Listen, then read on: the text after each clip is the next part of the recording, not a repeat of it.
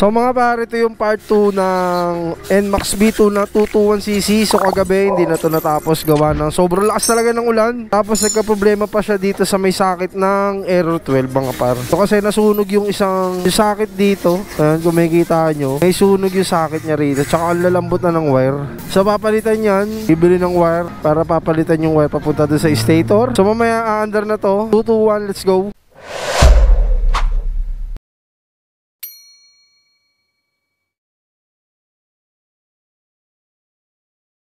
Mga par, NMAX V2 yan. So ito yung part 2 ng NMAX V2 mga par. So okay na, palitan na ng socket ng wire dito sa may Error 12 niya mga par. So kung makikita nyo, maandar na yan. Ayan o,